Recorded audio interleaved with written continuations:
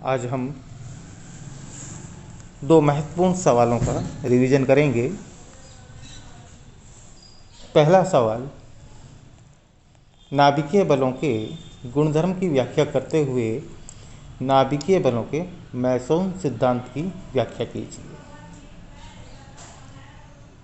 देखिए, इस तरह से यदि सवाल आता है तो चूंकि ये सवाल दो भागों में विभक्त है।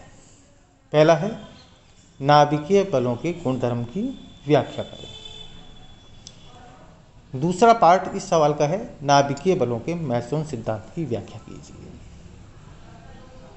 किसी भी सवाल को करते हुए आपको यह विशेष ध्यान रखना है कि यदि सवाल पार्ट्स में यानी भागों में विभक्त है तो प्रत्येक भाग का पृथक पृथक आप उत्तर दें, यानी कि अलग अलग भागों के बीच में आप एक लाइन या दो लाइन का गैप अवश्य छोड़ें।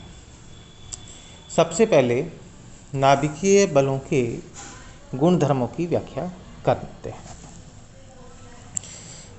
नाभि के अत्यंत सूक्ष्म आकार के कारण उसके अंदर निहित जो न्यूक्लियॉन्स हैं, प्रोटॉन और न्यूट्रॉन, उनका उस सूक्ष्म आकार क्षेत्र में समाहित रहना इस बात को इंगित करता है कि प्रोटॉन प्रोटॉन के मध्य लगने वाले बल, जो कि एक प्रतिकर्षण का बल होता है, को एक अन्य बल भी संतुलित करता है।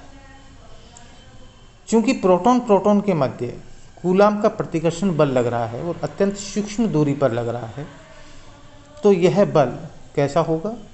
बहुत ही शक्तिशाली होगा।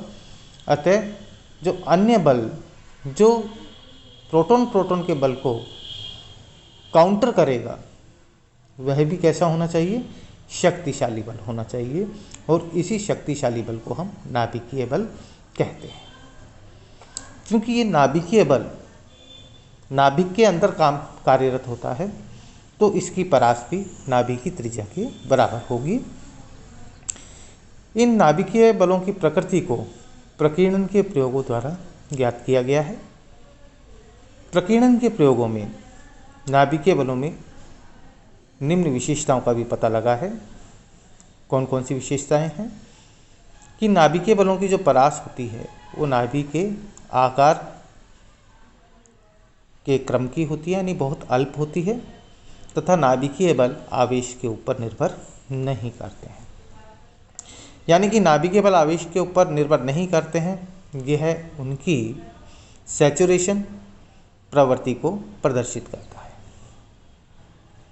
आइए अब इसकी व्याख्या करते हैं। Neutron proton, proton proton, proton neutron एवं न्यूट्रॉन न्यूट्रॉन के मध्य लगने वाले नाभिकीय बलों का मान समान होता है और इसकी पुष्टि प्रकीर्णन प्रयोगों से की जा चुकी है। नाभिकीय बल परस्पर अन्योन्य क्रिया करने वाले न्यूक्लियनों के चक्रण यानी स्पिन के झुकाव पर निर्भर करता है। इस बात की पुष्टि इस तर्क से की जा सकती है कि एक ऐसा तंत्र जिसमें दो न्यूक्लियन हों की ऊर्जा का मान युग्मित तथा अयुग्मित न्यूक्लियनों की स्थिति में अलग अलग प्राप्त होता है। चौथा पॉइंट, नाभिकीय बल पूर्णतया केंद्रीय बल नहीं होते हैं और इसकी व्याख्या भी हम प्रकीर्णन प्रयोगों के आधार पर कर सकते हैं। वैज्ञानिकों के द्वारा पता लगाया गया कि न्यूट्रॉन की प्रोटॉन या न्यूट्रॉन से प्रकीर्णन के आधार पर यह मालूम हुआ कि न्यूट्रॉन के कोणीय संवेग का मान उसके द्रव्यमान केंद्र के सापेक्ष स्थिर नहीं रहता है। नाभिकीय स्थितिज ऊर्जा यानी कि न्यूक्लियर पोटेंशियल की यदि बात करें तो आधुनिक युग में भी ठीक प्रकार से इस बात का पता नहीं लग पाया कि नाभि के अंदर आवेशों के कारण उनकी स्थितिज ऊर्जा में परिवर्तन का मान दूरी के साथ किस प्रकार से परिवर्तित होता है।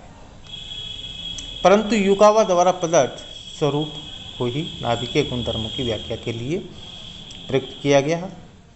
युकावा द्वारा प्रदत्त नाभिकीय विभव का स्वरूप का गणितीय प्रारूप इस प्रकार से है: E P R = -E0 R0 exponential minus R upon R naught upon R, जहाँ आर नॉट नाभिकीय बल की परास और ई नॉट अन्योन्य क्रिया की सामर्थ्यता को व्यक्त करता है।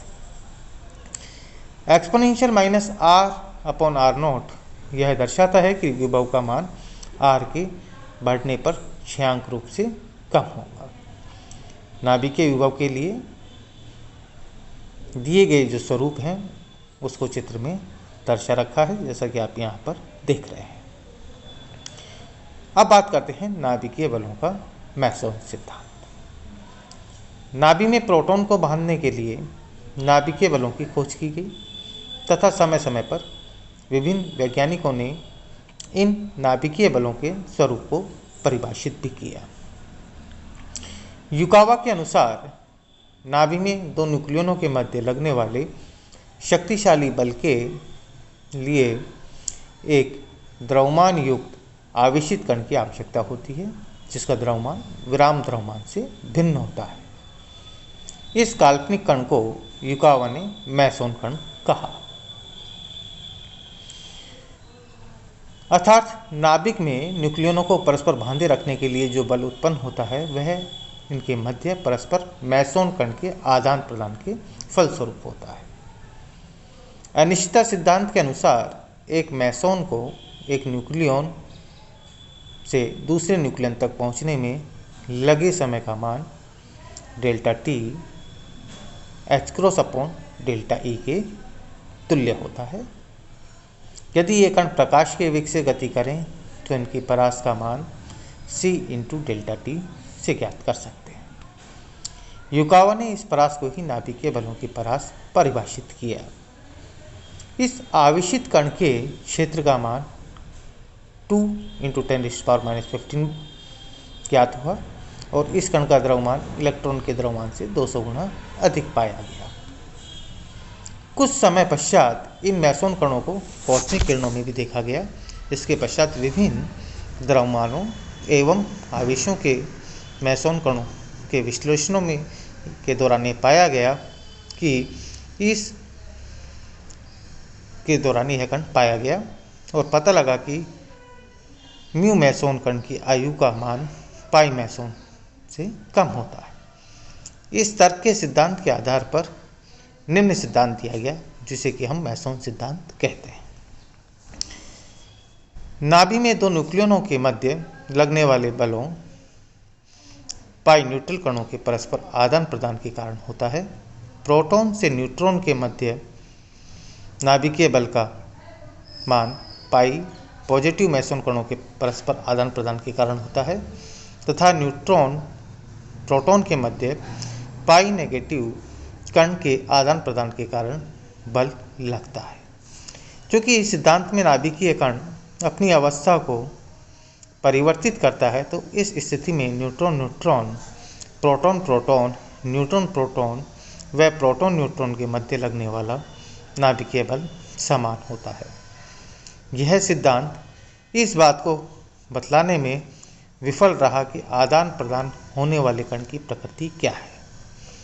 इस विसंगति को उच्च ऊर्जा के प्रकीर्णन प्रयोगों द्वारा स्पष्ट किया गया है। Thank you.